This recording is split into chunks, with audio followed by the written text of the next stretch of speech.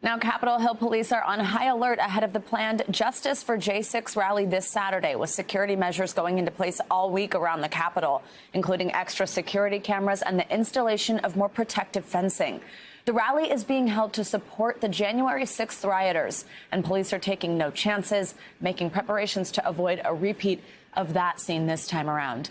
Let's bring in NBC News Capitol Hill correspondent Leigh Caldwell, who is on Capitol Hill already for us this morning, where these security preps are underway. Leigh, good morning. Let's start with what you're seeing on the ground outside the Capitol. I can see that fence behind you. Tell us anything else you're noticing.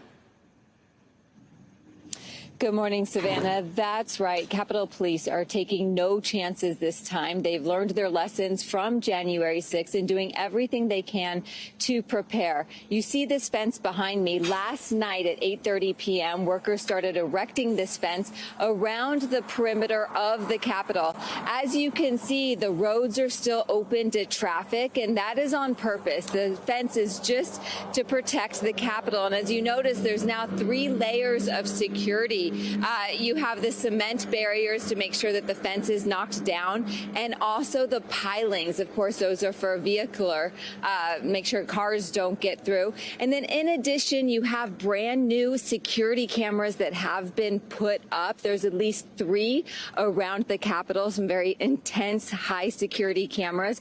We're on the east front of the Capitol, which, as if you remember the images from January 6th, this is one of the main places that the rioters stormed the Capitol through those center steps and entered the Capitol building, Savannah. And now, Leigh, so that's all these physical preparations and equipment. Let's talk more about kind of some of the planning here. I mean, there's been so much talk about an investigation of the failures in communication and planning that led up to January 6th. So talk to us about what's different this time. How are Capitol Hill police officers preparing? And have their leaders been in contact with the appropriate groups, with the White House, with the Pentagon on this? Yeah, one of the biggest complaints after January 6th is the lack of communication, not only among leadership, but among rank and file members as well, between leadership, and they are trying to change that. Capitol Police are communicating much more with their rank and file. They've also held closed briefings with congressional leadership of both parties. And remember how it was a big controversy over when the National Guard was to be called on January 6th? Well, they have put in that preliminary request to the Department of Defense. Let's listen to Pentagon spokesman John Kirby on this.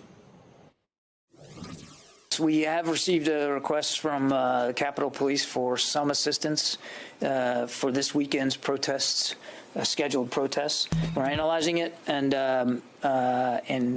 if it can be validated and supported, we'll do that, and we'll look at the sourcing inside the department as to what's most appropriate. So hopefully that request is not necessary on Saturday, but the precautions are in place just in case, Savannah. And one of the things, of course, that we can't forget is that behind you is not just the Capitol, it's a lot of people's office. How are lawmakers on the Hill feeling about the rally? They won't be there because it's Saturday, but is it reminding them of the January 6th riot and what happened there? Absolutely. That's the reason why all of these precautions are being taken into account, even though members of Congress won't be here.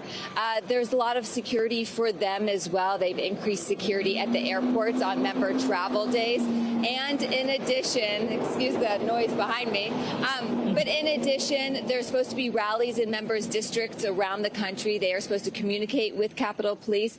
And, we've done a lot of reporting on this over the last several months about how January 6th has really impacted Capitol Hill. And the New York Times this morning has a brand new feature on exactly that. And those scars have not yet gone away. And that's a big reason why they want to make sure that this place and the people inside are safe, Savannah. All right, Leigh Caldwell, lots to watch for there and across the country, as we just saw that map where this will be happening in other locations. Thank you so much for reporting.